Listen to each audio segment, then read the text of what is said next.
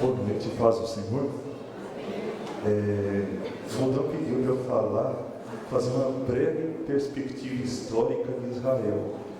E realmente é complicado você pegar 4.000 anos de história e fazer uma breve perspectiva histórica, mas eu acho difícil a gente entender o que está acontecendo hoje lá em Israel se a gente não saber um pouquinho da história de Israel.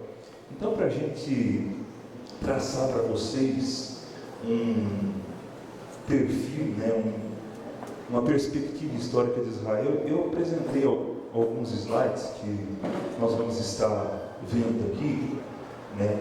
Pode colocar o primeiro. A Palestina, eu acho que quem se lembra de na escola ter estudado geografia, fica lá no Oriente Médio. O comprimento da Palestina dá 229 quilômetros e a largura média entre o Rio Jordão e o Mar Mediterrâneo, que está aqui à esquerda, é de 65 quilômetros.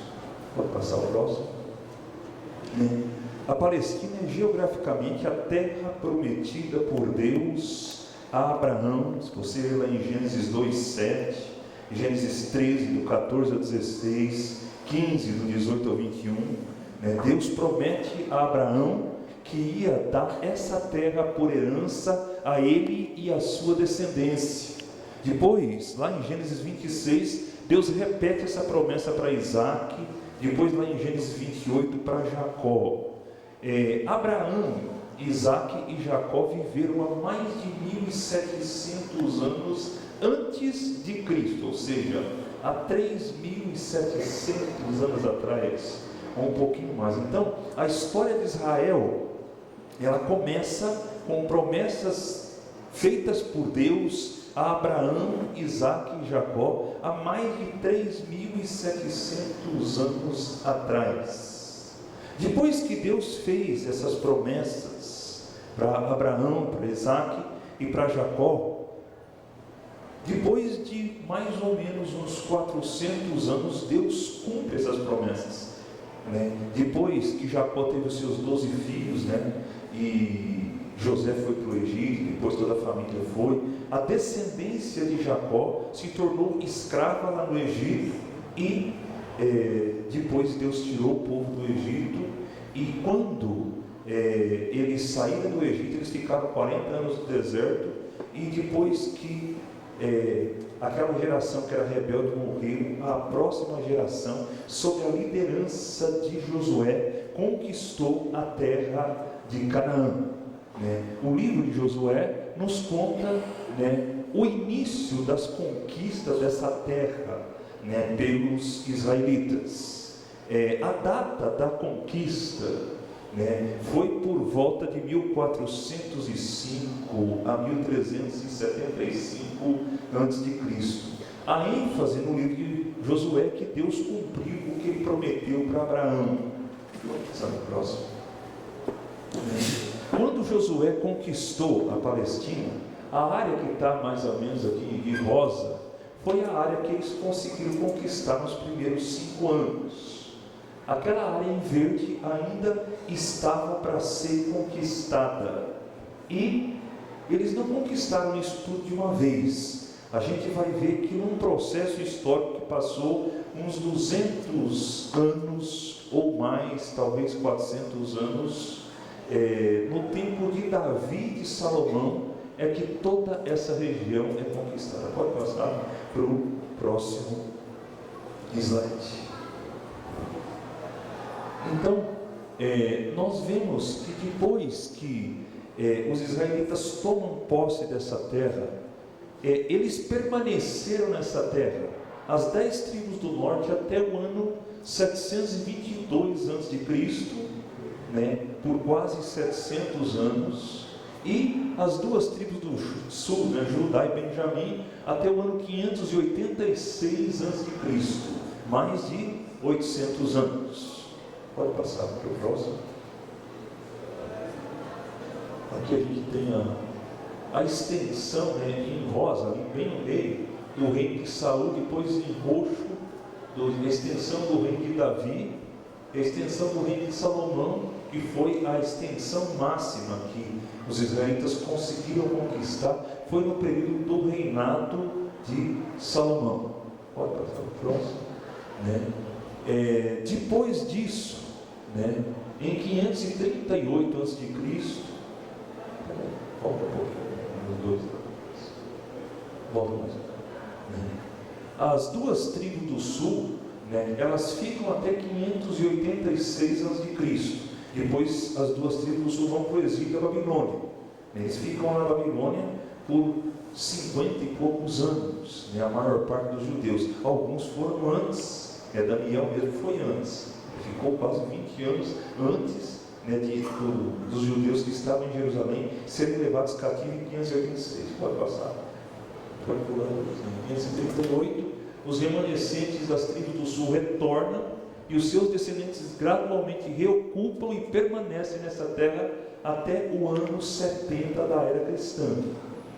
Então a gente passa aí, nesse pouco tempo que a gente falou, mais de 1.200, 1.300 anos de história, assim, num flash bem rápido. Então a gente vê, por que os judeus saíram, ou foram dispersos e acabaram ficando sem essa terra, no ano 70 depois de Cristo. Jesus profetizou, lá em Mateus 24, que não ia ficar pedra sobre pedra do templo. No ano 66 depois de Cristo, os judeus se rebelaram contra os romanos, e no ano 70 o general Tito veio, ele destruiu a cidade de Jerusalém, destruiu o templo, e os judeus foram dispersos, e desde o ano 70 até 1947 os judeus ficaram fora dessa terra, dispersos entre todos os povos. Tinha judeus na Europa, teve judeus até que vieram aqui para o Brasil, no tempo que os holandeses ocuparam o Nordeste, e os holandeses que moraram aqui no Brasil, no tempo que os holandeses dominaram lá Olinda e Recife. Quando os portugueses reconquistaram essa região, eles foram para os Estados Unidos e fundaram a cidade de Nova York. Não sei se você sabia disso. Talvez a história seria outra, se lá no Nordeste tivesse sido colonizado pelos holandeses, tivesse, mas, isso é só um parênteses, E os judeus ficaram todos esses quase 2.000 anos fora da terra da Palestina, a terra que Deus tinha prometido dar a Abraão, Isaac e Jacó. Se a gente pode fazer uma pausa aqui, se alguém quiser até aqui fazer alguma pergunta, eu não sei se a forma que eu estou expondo está dando para todo mundo entender, para todo mundo acompanhar. Alguém quer colocar alguma coisa, falar alguma coisa? Eu não sei se o senhor vai explicar mais para frente, mas quando se dividiu os dois reinos e por quê? Os dois reinos do norte e do sul se dividiram, foi em 922 a.C. Até o final do reinado de Salomão, a monarquia englobava as 12 tribos. Depois que Salomão morreu, Salomão ele construiu um império, mas ele cobrava muito imposto. E depois que ele morreu, os habitantes de Israel foram até Jerusalém e disseram para ele assim: olha, se você aliviar o fardo pesado que está sobre as nossas costas, nós vamos te servir. E Roboão disse: olha, volta daqui 3 dias, eu dou uma resposta para você. E Roboão foi pedir conselho. Ele pediu conselho primeiro para os homens mais experientes, pessoas de mais idade, o que ele devia responder. E aqueles homens disseram: olha, se você hoje se fizer servo desse povo, amigo desse povo, servir, eles vão te servir a vida inteira. E aí, Roboão também foi pedir conselho para os mais jovens, que tinham crescido com ele lá na corte, e os mais jovens disseram para ele: fala assim para o povo que o teu dedo mínimo é mais grosso do que o lombo do teu pai, que se seu pai oprimir, você vai oprimir ainda mais. Se seu pai feriu eles com açoite, você vai ferir com escorpiões. E Roboão fez essa estupidez e ele causou uma divisão em Israel. As 10 tribos do norte se rebelaram contra ele, escolheram outro rei, e só as duas tribos do sul é que continuaram sobre o governo do filho de Salomão, que era Roboão. Tudo bem? Mais alguma pergunta? Vocês querem falar alguma coisa? Quem quiser falar agora, não cale-se para sempre. Espere mais um pouquinho e faça na próxima rodada.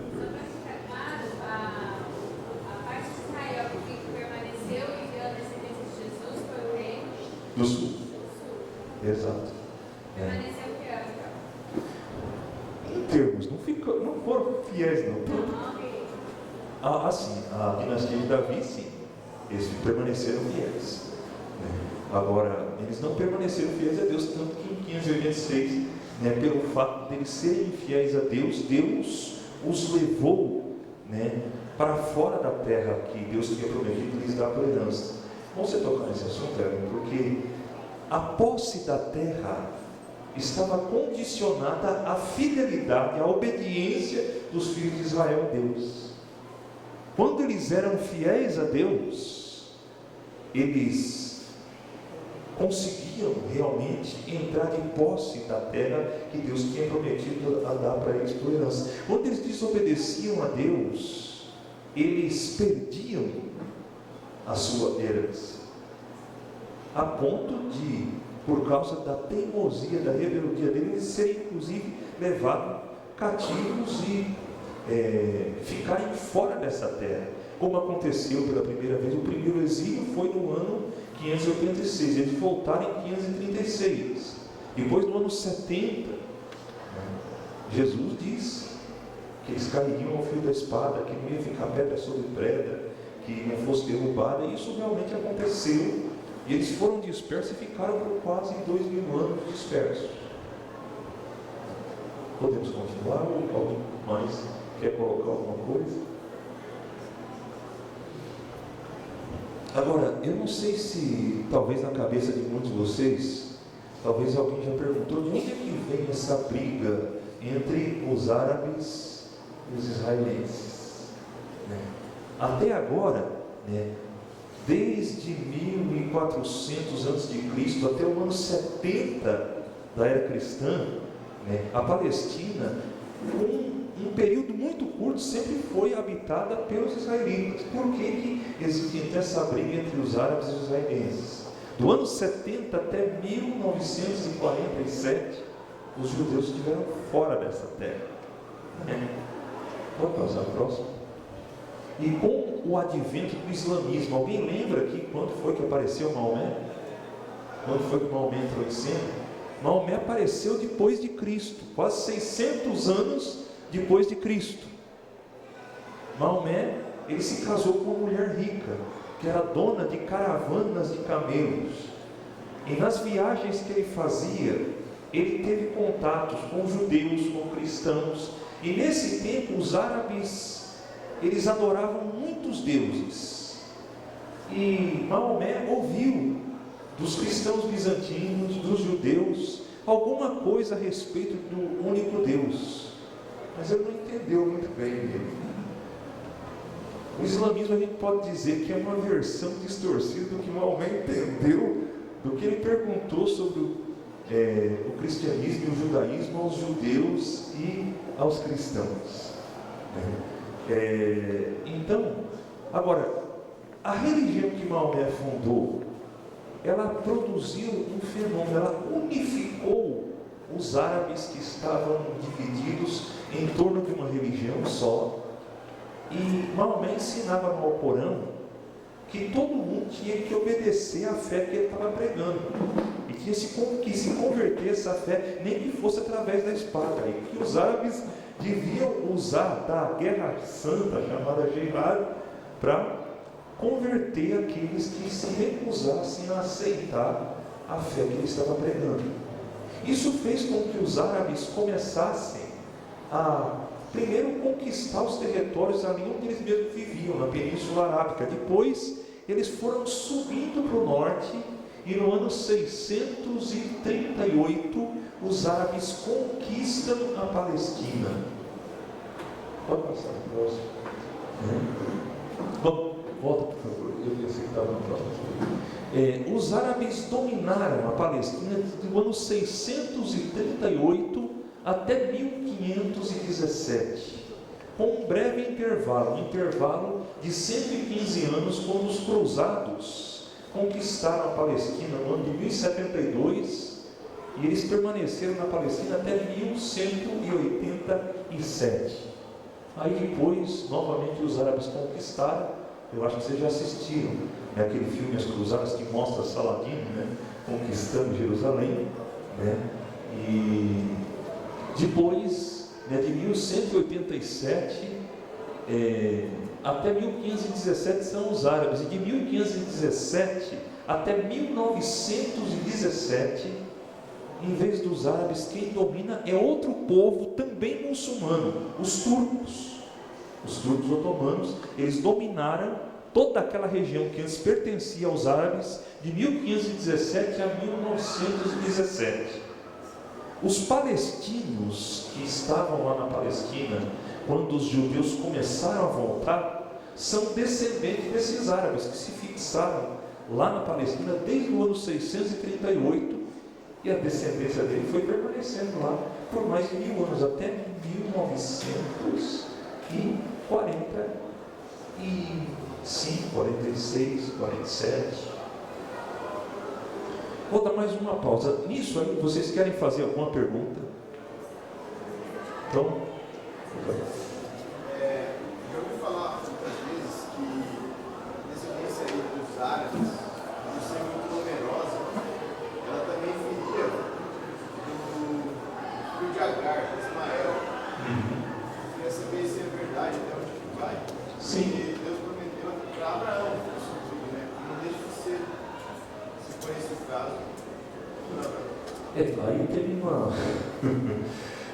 Realmente, os árabes descendem não só de Ismael, como também dos filhos de Abraão. Depois que Sara morreu, ele teve uma esposa chamada Quetura, e também alguns, né, dos atuais árabes, eles descendem também de tribos que eram dos filhos de Abraão e Quetura. Agora, lá em Gênesis, quando Deus fez a aliança, nós vamos ver que Deus fez a aliança de dar essa terra a Isaac, a Abraão e ao descendente que era Isaac. Vamos ler lá em Gênesis. Deixa eu ver aqui, espera eu achar.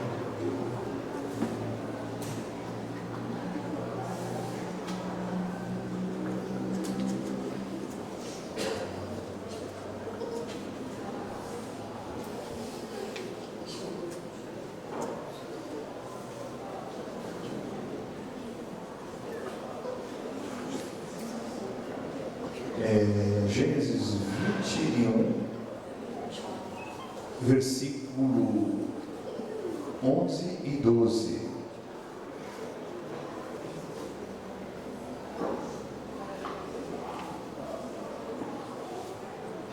Vamos ler também o 13, né? Isso perturbou demais Abraão, pois envolvia um filho seu. Mas Deus lhe disse: não se perturbe por causa do menino e da escrava. Atenda a tudo que Sara lhe pedir, porque será por meio de Isaque que a sua descendência há de ser considerada. Mas também do filho da escrava farei um povo, pois ele é seu descendente. Então, Deus fez promessas também aos descendentes de Ismael. Mas a promessa de fazer herdar a terra de Canaã era através de Isaque, não era através dos demais filhos de Abraão, que não fosse por meio de Sara. Quem foi a outra? Terminei? A sua pergunta? Tudo bem? Depois da diáspora e antes dos árabes dominarem a Palestina, quais eram os povos que estavam lá? Eu não ouvi. Depois da diáspora e antes dos árabes, quem que habitou a Palestina? depois da diáspora, o Império Romano dominou até o ano 323. Depois, o Império Romano foi dividido em dois: o Império Romano do Oriente e o Império Romano do Ocidente. O Império Romano do Oriente, ou Império Bizantino, dominou essa região do ano 323 até o ano 628. 10 anos antes dos árabes conquistarem, os persas conquistaram essa região, porque os bizantinos estavam em guerra com os persas. Depois, dos persas, os persas dominaram 10 anos, depois os árabes, do ano 638, então, até 1517. Mais alguém?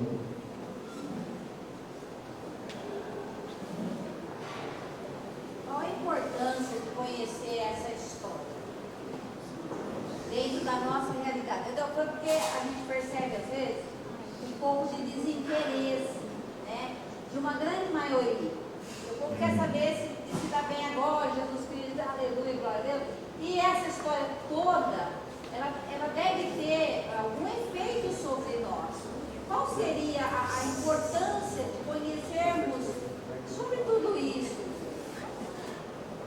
Para a gente entender o que está acontecendo hoje, lá, o conflito que existe hoje entre árabes e israelenses, isso está ocorrendo hoje, lá na Palestina.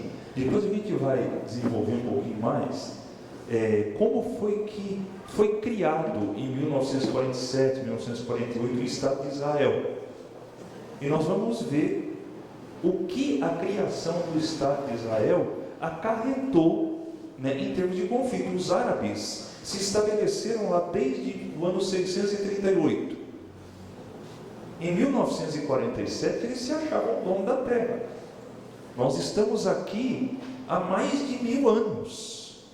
Nós conquistamos essa terra é nossa. E os judeus diziam: não, essa terra não é de vocês. Essa terra foi prometida por nós, a Deus, aos nossos pais, a Abraão, Isaac e Jacó. Então, o conflito que tem origem nessa história remota, ele permanece até hoje. O que está acontecendo lá no Oriente Médio é resultado dessa história.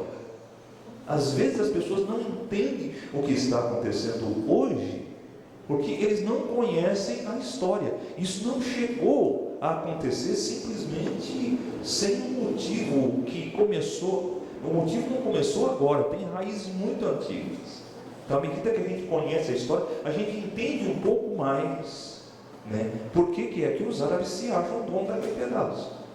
A gente entende por que Israel considera aquele pedaço de terra a terra que Deus prometeu para eles. Se não houvesse toda essa história, se nesse pedaço de terra não tivesse acontecido a história da redenção, nesse pedaço de terra Deus começou a revelar-se a Abraão, Isaac, Jacó, depois a José, depois a Moisés.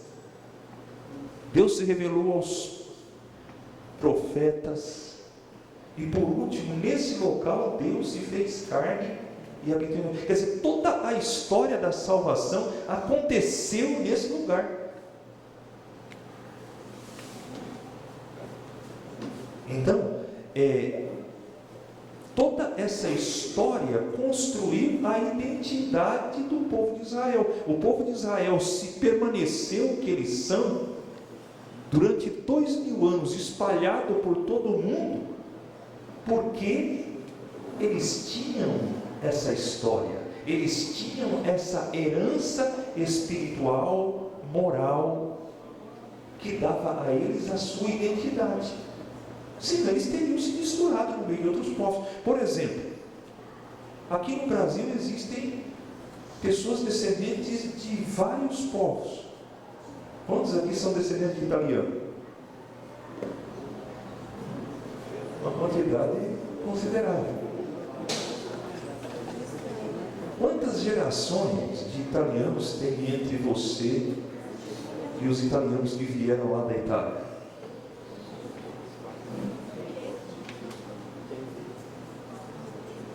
Você preservou alguma coisa de italiano?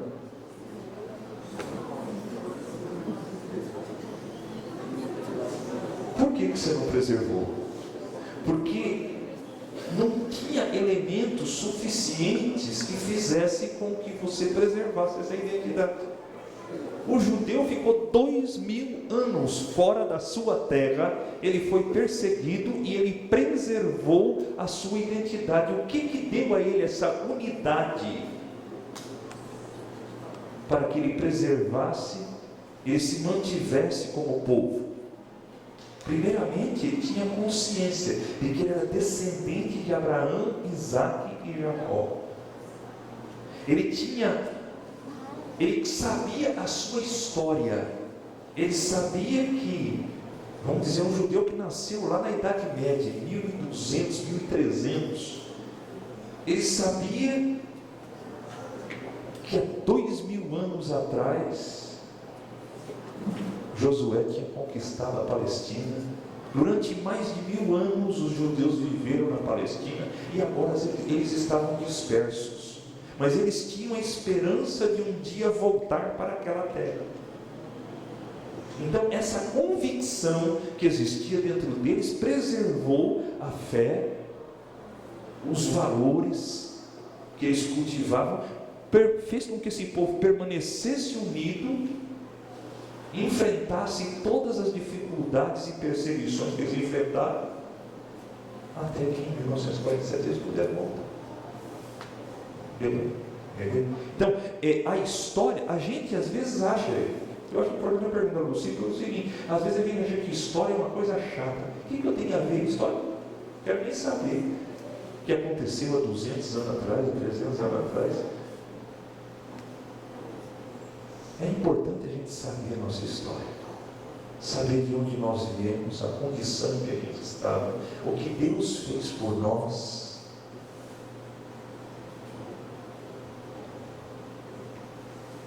A gente vendo o que Deus foi fazendo através da história, a gente consegue ver mais claramente quão grande é a obra que Deus realizou na nossa vida. Se você acha que o que Deus fez na sua vida é pouco, comece a estudar um pouquinho mais de história. Veja, talvez, como viviam os seus avós, os seus bisavós. Eu tenho essa curiosidade. Às vezes eu tenho procurado conhecer um pouco mais da minha história, pelo menos do lado do meu pai. Eu conheço um pouco como que era a vida do meu avô, o que ele cria, como ele vivia, como meu pai viveu. E à medida que eu vejo isso, eu vejo o que Deus fez na minha vida, o contraste realça mais. Quando a gente está vendo o que está acontecendo no presente, a gente não vê tanto, a gente se acostuma, né? Eu estou acostumado, eu tenho um pai que é crente, uma mãe que é crente, irmãos que são crentes, minha família é uma família, tem problemas, mas é uma família estável. Meu pai está com a minha mãe, estão juntos. E antes disso, como que era? A história nos ajuda a entender o que Deus fez na nossa vida. Bom, vamos. Mais alguma pergunta? A criação de Israel em 1947, você saberia dizer como que ela foi formada? Nós vamos entrar nesse assunto aí. Tá bom? Fala, Natasha. As pessoas, se os judeus creem tanto nessa descendência de Abraão, hoje em dia alguém pode se tornar judeu. Ele não vai ser descendente de Abraão. Como que isso acontece? Pode se tornar judeu? Não pode? Como que ele vai crer que ele é descendente de Abraão se ele não é? Por que o judeu dava valor à genealogia? A genealogia era o que provava a origem. O judeu, ele não considera-se judeu porque ele nasceu ou não nasceu. Se fosse assim, durante 2000 anos eles estavam fora de Israel, eles não seriam judeus. Ele não se considerava judeu pelo fato de ele ter ou não nascido num determinado lugar. Ele considerava-se judeu porque ele conhecia a sua ascendência.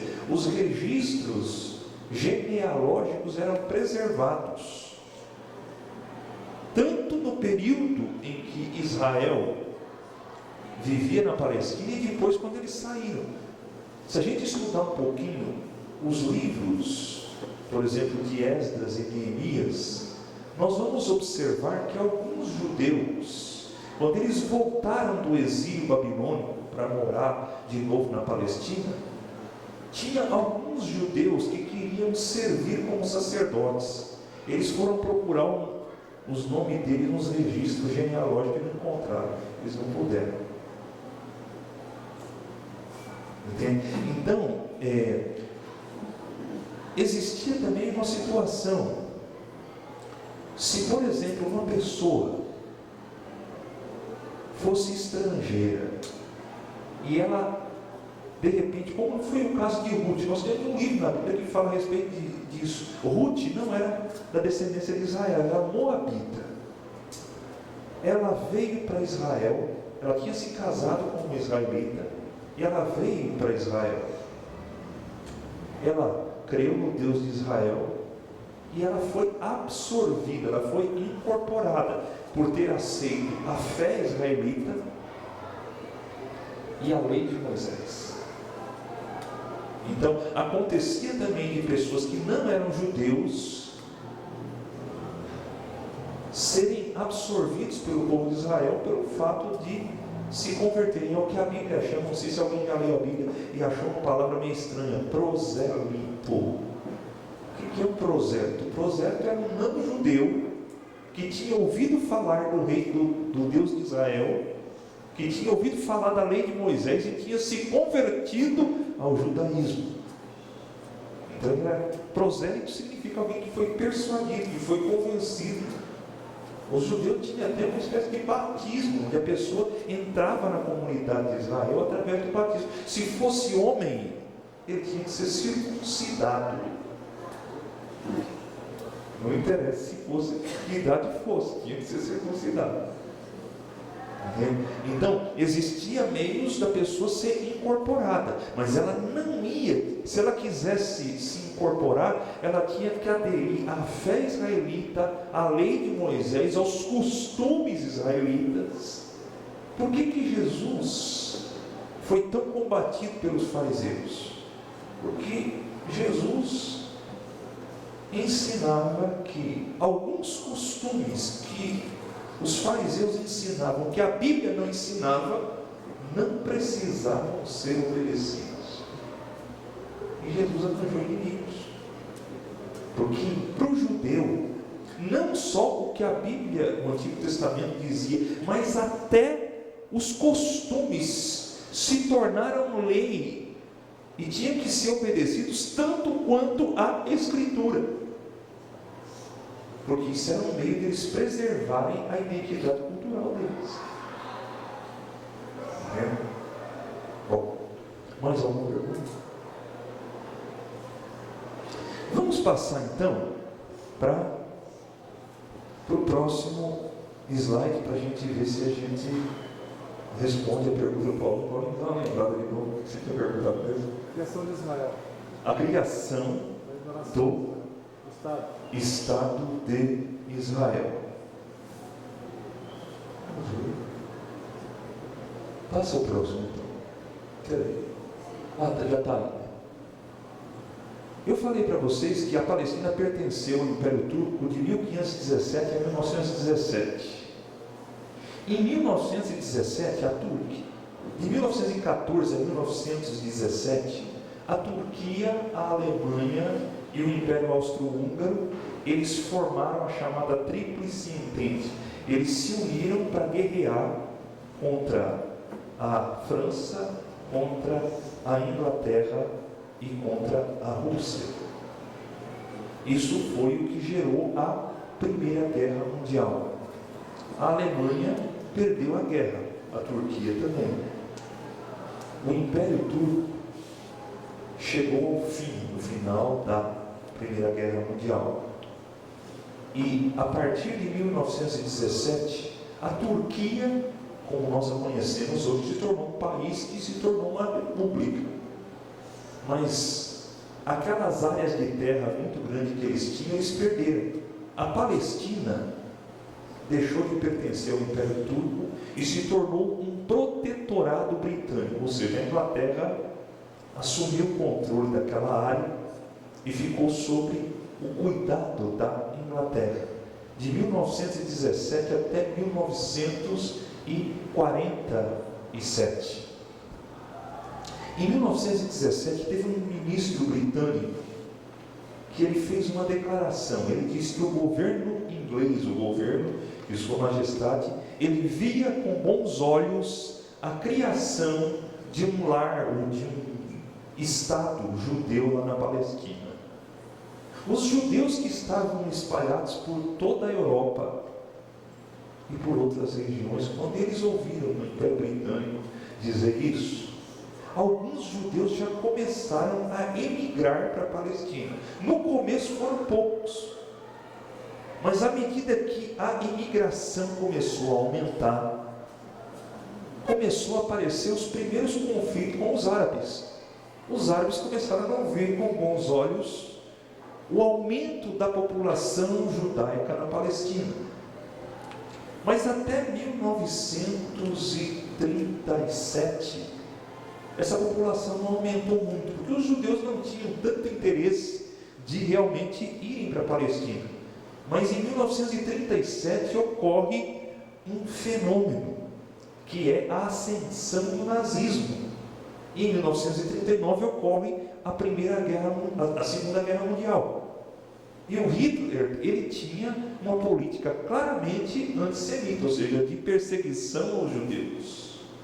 E nós vamos ver que no período da Segunda Guerra Mundial, de 1939 a 1945, Hitler coloca a política do Holocausto, onde ele extermina 6 milhões de judeus, 2/3 da população judaica, 9 milhões de judeus que existiam na Europa. Dos 9 milhões, ele matou 6 milhões.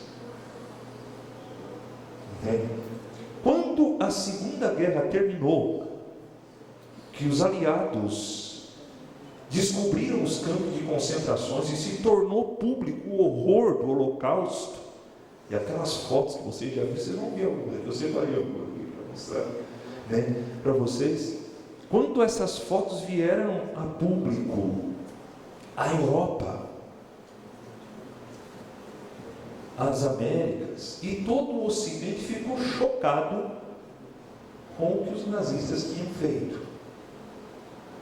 Os judeus que sobreviveram disseram: nós não queremos ficar mais na Europa, nós queremos ir para a Palestina, nós queremos ir para a nossa própria terra. Aí começou a haver uma imigração maciça de judeus que tinham sobrevivido ao Holocausto, que estavam na Europa, que estava destruída pela Segunda Guerra, lá para a Palestina. Se alguém quer ler um pouquinho dessa história, não é um livro evangélico. Eu não sei se alguém aqui já viu um livro chamado Êxodos, escrito por Leon Uris. Ele conta essa história. Muito interessante. Eu já li o livro, se alguém quiser ler, né? Ele conta, é um livro, ele é escrito, os personagens, muitos deles são fictícios, mas o pano de fundo histórico é esse episódio, dos judeus querendo sair da Europa e ir para a Palestina. E ele, a partir de um incidente que ocorreu com um navio lá, ele passa a contar os horrores do nazismo e os primórdios da fundação do Estado de Israel. Bom,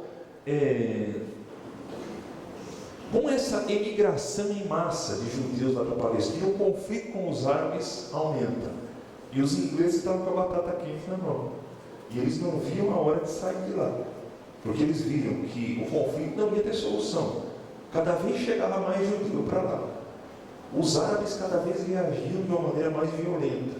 Estava a ponto de estourar uma guerra civil e eles estavam encarregados, né, pela Liga das Nações, que antecedeu a atual ONU, de tomar conta, de administrar aquela região. Eles queriam se ver livres. Nós não queremos administrar essa região. Se aqui é um barril de pólvora, nós vamos ter problema.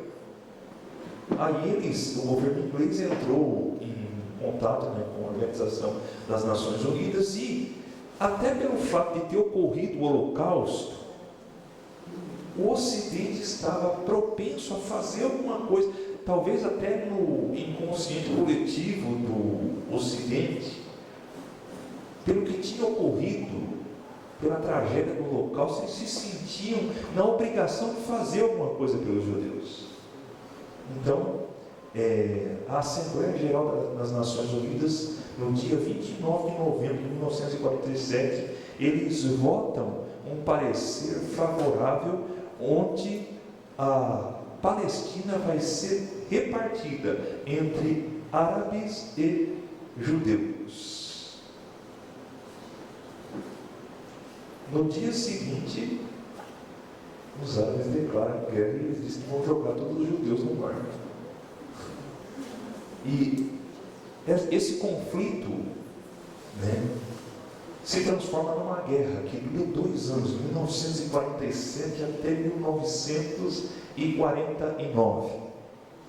E nessa guerra, no final dessa guerra, os judeus tinham conquistado a metade da Palestina. Passa no próximo mapa, depois a gente volta aí.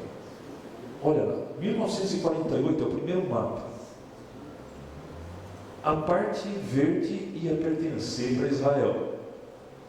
A parte marrom ia ficar com os árabes.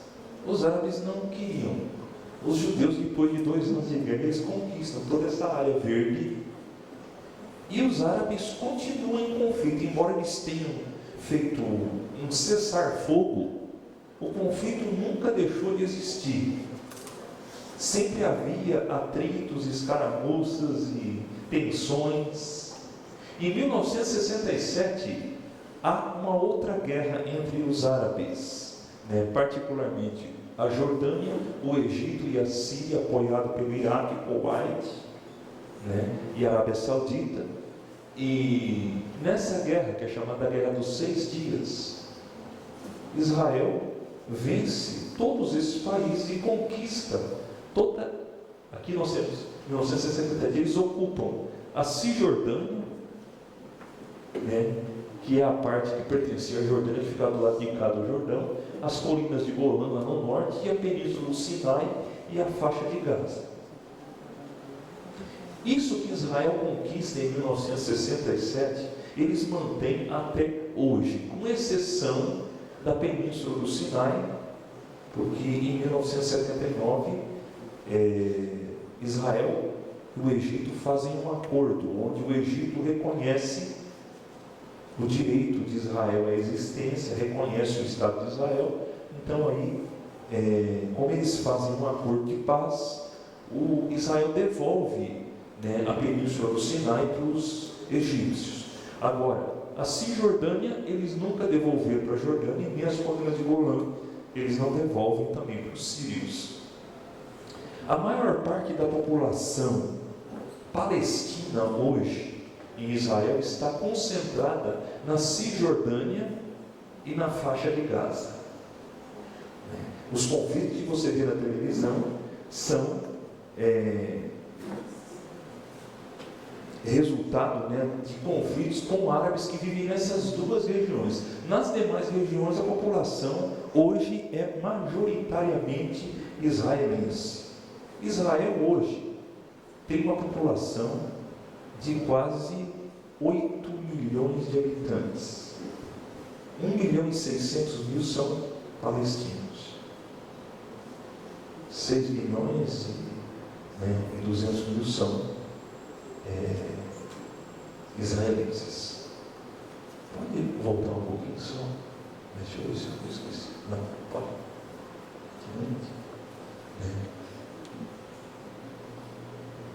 Agora vamos passar para a nossa terceira parte. Bom, antes de passar para a terceira parte, parece que o Leonardo tem uma pergunta falando, Sim, como que foi a questão logística, talvez, porque, por exemplo, foi um Estado criado em um dia e declarado guerra no dia seguinte, e uma questão de governo, de organização, de exército, como que foi isso? Assim? Olha... Porque os caras criaram e já estavam em guerra no dia seguinte, sendo que eles não estavam... Os judeus que estavam emigrando, desculpa, eu cortei você. Não. Os judeus que estavam emigrando, eles tinham organizações que os apoiavam. né? O movimento sionista, não sei se alguém ouviu falar aqui, foi um movimento que surgiu entre os judeus de todo o mundo a partir da declaração do Lord Balfour em 1917. Quando os judeus começaram a emigrar para a Palestina e começaram a formar assentamentos, existia, eu não me lembro agora o nome da organização que começou a armar esses judeus. Eles começaram a receber treinamento militar, porque eles previam que iriam ter conflitos com os árabes e estavam querendo estar preparados para se defender.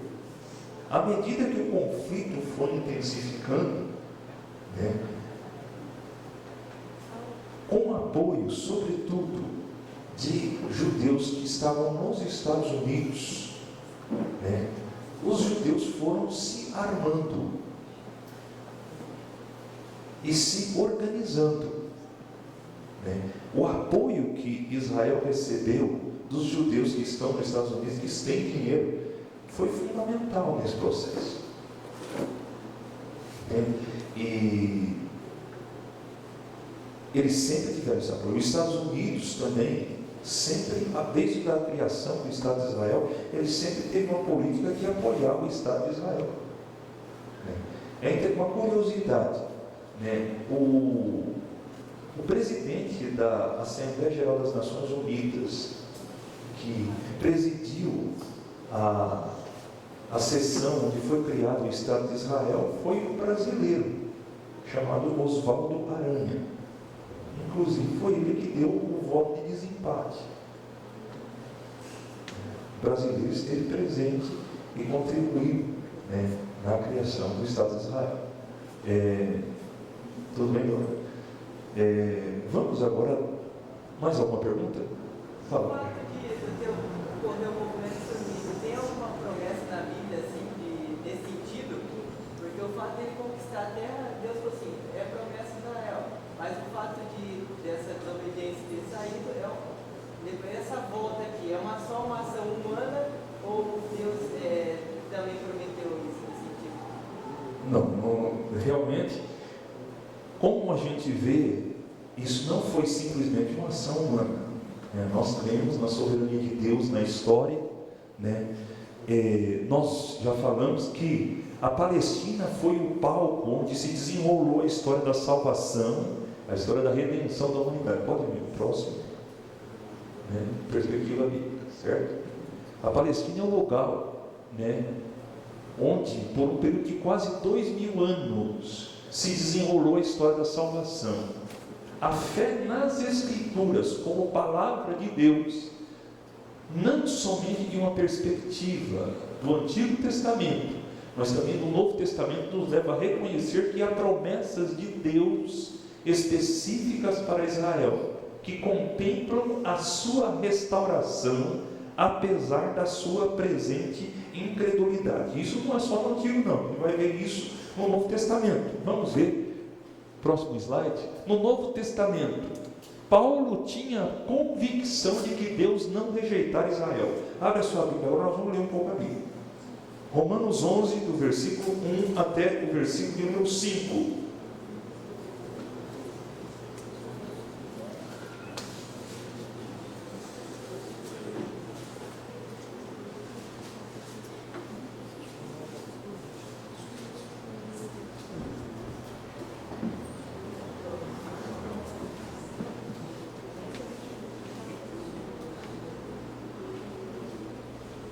Acharam?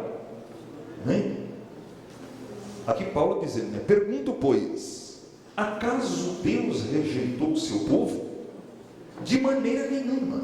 Eu mesmo sou israelita, descendente de Abraão, da tribo de Benjamim. Deus não rejeitou o seu povo, ao qual de antemão conheceu. Ou vocês não sabem como Elias clamou a Deus contra Israel, conforme diz a Escritura: Senhor, mataram os teus profetas e derrubaram os teus altares. Sou o único que sobrou e agora estão procurando matar-me. E qual foi a resposta divina? Reservei para mim 7.000 homens que não dobraram os joelhos diante de Baal. Assim, hoje também há um remanescente escolhido pela graça. Então, a ideia de Paulo é que, apesar dos judeus terem sido incrédulos, existia um remanescente entre os judeus que Deus tinha preservado pela sua graça. E nós vamos ver que Paulo não somente cria que Deus não rejeitara Israel, mas Paulo tinha convicção de que Israel um dia ia ser restaurado. Vamos ainda no capítulo 11, do versículo 11, 12 e depois do versículo número 15. Novamente pergunto: acaso tropeçaram para que ficassem caídos? De maneira nenhuma, ao contrário, por causa da transgressão deles, veio a salvação para os gentios, para provocar ciúme em Israel. Mas se a transgressão deles significa a riqueza do mundo, e o seu fracasso riqueza para os gentios, quanto mais significará a sua plenitude. Agora vamos ler o 15. Pois se a rejeição deles é a reconciliação do mundo, que será a sua aceitação, senão a vida dentre os mortos? Então Paulo ele viu o seguinte, que se o fato de Israel ter rejeitado a Cristo fez com que isso fosse bênção para os gentios, porque quando os judeus rejeitaram, o Evangelho foi pregado aos gentios, os gentios tiveram aberta a porta da salvação. Paulo falou: se a rejeição deles ao Evangelho trouxe bênção para os gentios, e quando eles creem no Evangelho, o que isso vai significar? Então Paulo tinha a ideia de que promessas que Deus tinha feito lá no Antigo Testamento, de restauração, que envolviam não só Israel, mas toda a terra, envolviam também o povo de Israel. E Paulo cria que Israel seria salvo. Ele fala isso claramente em Romanos 11, no versículo de número 26. E assim todo o Israel será salvo, como está escrito: virá de Sião o Redentor, que desviará de Jacó a impiedade. Paulo acreditava que Israel seria salvo.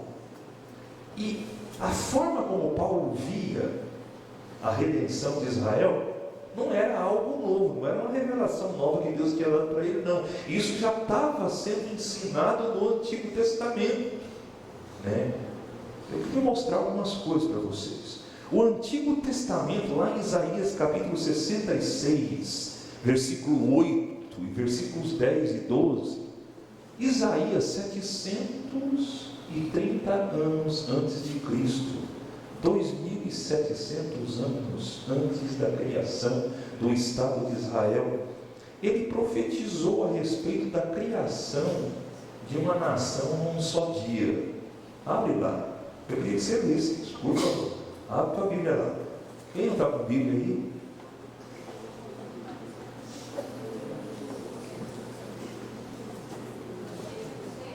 Isaías 66, 8. Eu vou pedir que 3 pessoas, alguém lê o 8, depois alguém lê o 10, outra pessoa lê o 11 e outra pessoa lê o 12, ainda o 13 também. Cadê o povo da Bíblia aí? Quem já ouviu uma coisa dessas? Quem já viu tais coisas? Pode uma nação nascer num só dia? Ou pode-se dar à luz um povo num instante? Pois Sião ainda estava em trabalho de parto e deu à luz seus filhos. Versículo 10 agora.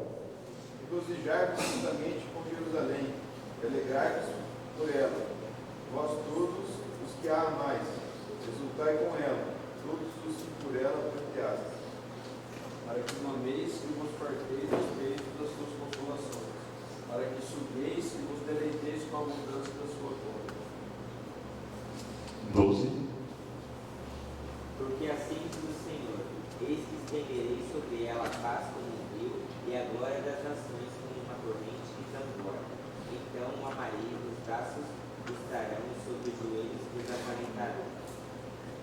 13.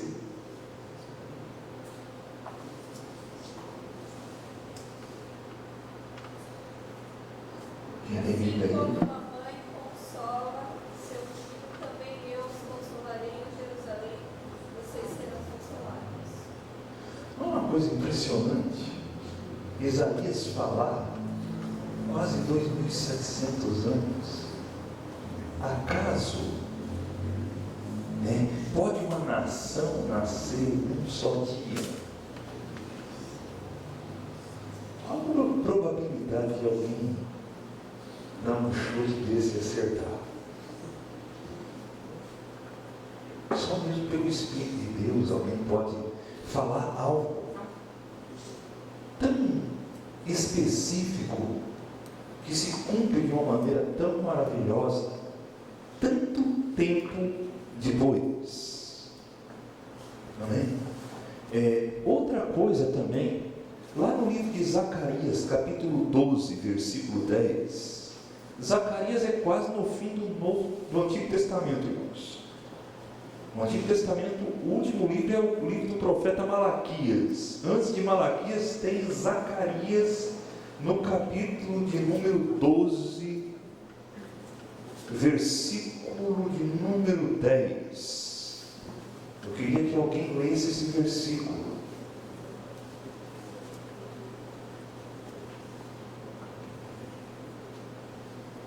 Sobre a casa de Davi, sobre os habitantes de Jerusalém, derramarei o espírito da graça e de súplicas. Olharão para aquele a quem transpassaram. Pranteá-lo-ão como quem pranteia por um unigênito, e chorarão por ti como se chora amargamente pelo primogênito. Olha o que ele está dizendo aqui. Deus está falando: eu derramarei sobre a família de Davi, sobre os habitantes de Jerusalém, um espírito de ação de graças e de súplicas.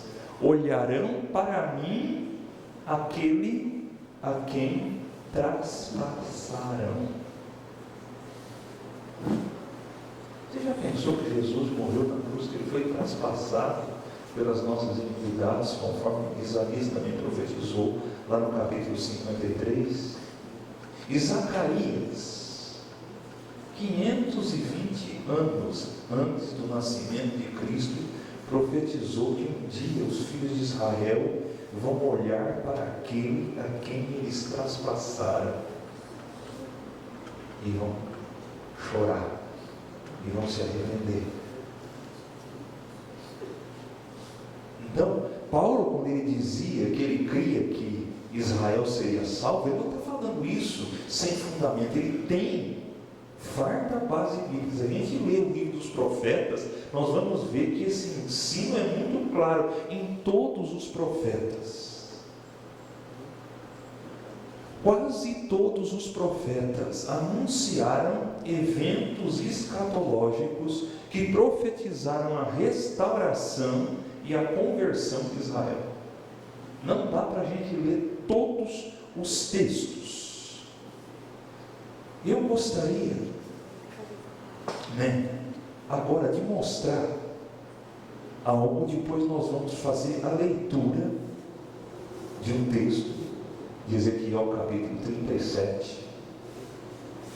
E eu queria que você procurasse relacionar as imagens que você vai ver com o texto de Ezequiel 37. Pensa um pouquinho, o que Israel era há 68 anos atrás, em 1945, depois da Segunda Guerra Mundial. Era um povo sem pátria, que tinha experimentado o Holocausto, no qual 6 milhões de judeus tinham sido exterminados. Passa os próximos slides aí. Pode ir mais para aqui. Não sei se dá para ver aqui. Eu coloquei 4 fotos de valas comuns, onde os corpos que tinham sido exterminados pelos nazistas foram lançados. Os 2 de cima são vasos comuns. Aqui são ossos, aqui é crânios humanos. Pode passar para nós. Uma vala comum lá na Estônia, né? Na mata pequenininha aqui, no porto de Riga. Pode passar o próximo. Campo de concentração de Bergen-Belsen.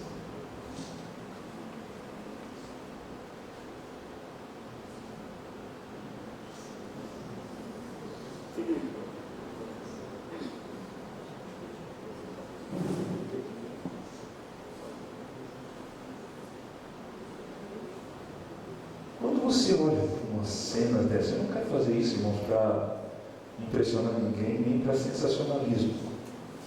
Mas quando você pensa que essa era a realidade desse povo, há 68 anos atrás, 2/3 dos judeus que existiam na Europa tinham sido exterminados. Isso aqui foram o que os aliados encontraram quando eles venceram os alemães, quando eles acharam os campos de concentrações. E tem coisa bem pior. Certo? Tem muita coisa horrível. Pode passar para você.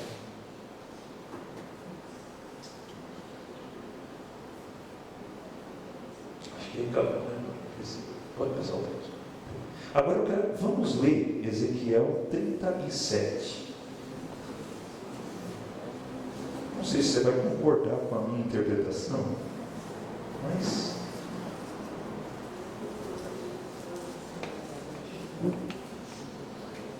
vamos ler do versículo 1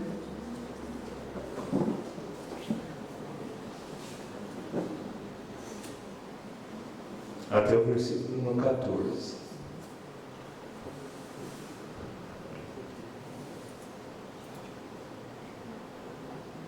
A mão do Senhor estava sobre mim, e por seu Espírito me levou a um vale cheio de ossos.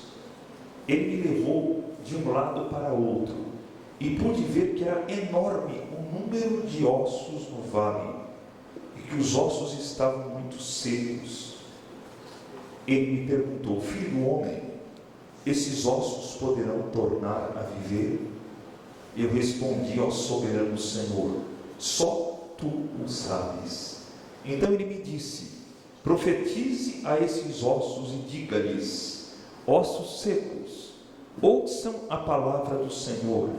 Assim diz o soberano, o Senhor, a esses ossos: farei um espírito entrar em vocês, e vocês terão vida. Porei tendões em vocês e farei aparecer carne sobre vocês, e os cobrirei com pele. Porém um espírito em vocês, e vocês terão vida. Então vocês saberão que eu sou o Senhor. Eu profetizei conforme a ordem recebida. Enquanto profetizava, houve um barulho, um som de chocalho, e os ossos se juntavam, osso com osso. Olhei, e os ossos foram cobertos de tendões e de carne, e depois de peles, mas não havia espírito neles. A seguir ele me disse: profetize ao espírito, profetize, filho do homem, e diga-lhes: assim diz o Senhor, o soberano: venha desde os 4 ventos, ó espírito, e sopre dentro desses mortos para que vivam. Profetizei conforme a ordem recebida, e o espírito entrou neles. Eles receberam vida e se puseram em pé. Era um exército enorme.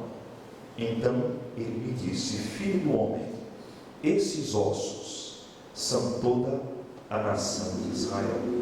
Eles dizem: nossos ossos se secaram, e nossa esperança desvaneceu-se. Fomos exterminados. Por isso profetize e diga-lhes: assim diz o soberano, o Senhor: ó meu povo, eu vou abrir os seus túmulos e fazê-los sair. Trarei vocês de volta à terra de Israel. E quando eu abrir os seus túmulos e os fizer sair, vocês, meu povo, saberão que eu sou o Senhor. Eu não sei exatamente como foi essa visão Ezequiel viu. Mas eu fui levado a pensar, eu ouvi isso numa mensagem em 1982, eu não esqueci mais isso. Eu fiquei pensando, será que possivelmente Ezequiel não tenha visto uns quadros como esse que a gente viu, dessas valas comuns, desses ossos secos? E Deus fala, eu vou abrir as vossas sepulturas. E não é impressionante que um povo que praticamente estava tão destruído, Deus começa a agir na história, e 3 anos depois do final da guerra é criado o Estado de Israel. A gente pode dizer que isso não é obra de Deus, que isso não é mão de Deus. Eu queria, pode passar o próximo vídeo. Agora eu queria passar um vídeo que mostra alguns flashes de Israel hoje.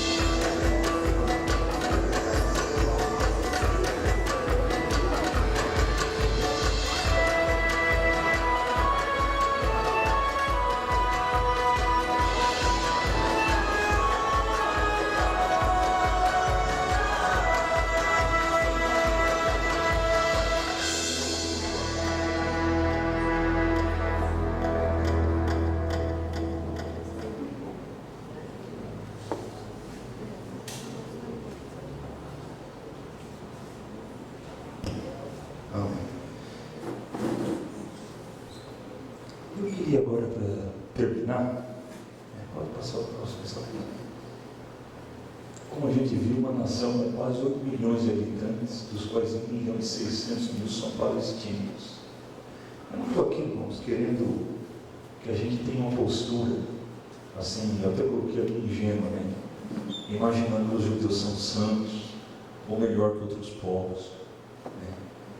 Eu já vi gente que, para defender uma escatologia assim, meio extremada, eles defendem tudo que os israelenses fizeram. Pode estar certo, pode estar errado. Não é nada disso que eu estou querendo colocar aqui.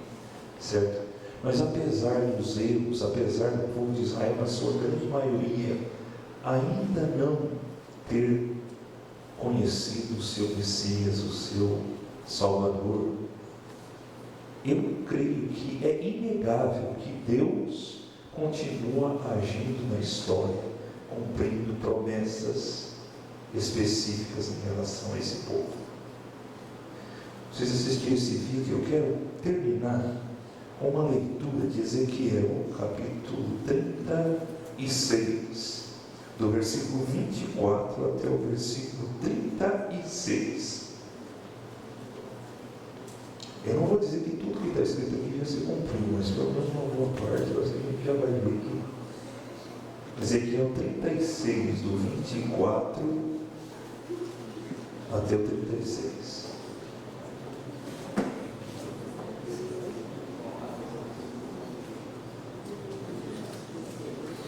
Achou?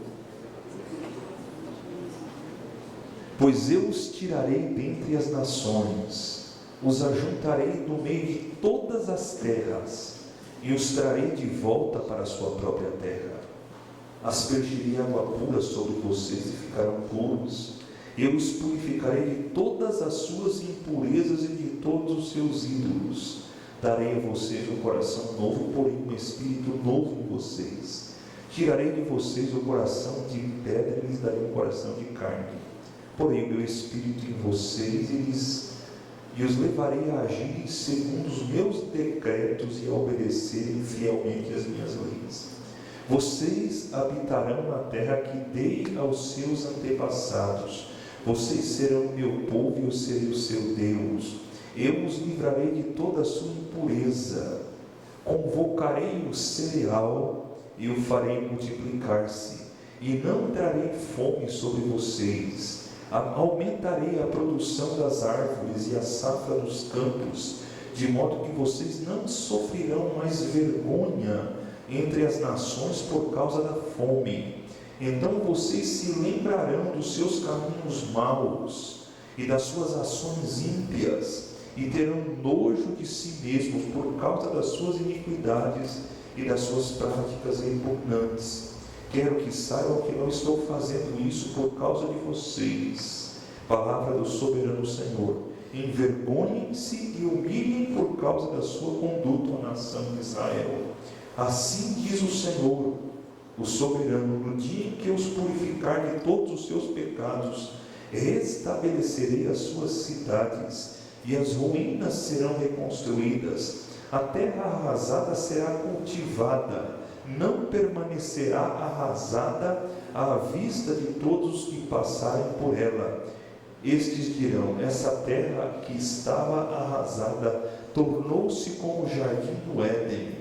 As cidades que jaziam em ruínas, arrasadas e destruídas, agora estão fortificadas e habitadas. Então as nações que estiverem ao redor de vocês e que subsistirem saberão que eu, o Senhor, reconstruí o que estava destruído e replantei o que estava arrasado. Eu, o Senhor, falei e o farei. Eu acho que tem coisa que está precisando acontecer, mas tem coisa que já tem acontecido. Eu acho que não dá para a gente dizer que nesses 68 anos, alguma dessas promessas que Deus fez aqui não tem se cumprido. E o Deus que cumpriu algumas delas vai cumprir todas as demais. Agora, irmãos, eu estou aqui, quero terminar com isso, querendo marcar data de nada. A Bíblia fala, o próprio Jesus disse quando os discípulos perguntaram para Jesus, lá em Atos 1, versículos 5 e 6, Senhor, será este o tempo em que restaures o reino de Israel? Jesus disse, não vos compete saber tempos ou épocas que o Pai reservou para a sua exclusiva autoridade. Eu não estou aqui querendo marcar nada. Deus tem feito já algumas coisas. Isso é um sinal. Agora, tem outras coisas a serem feitas. Amém? Nosso horário já passou demais.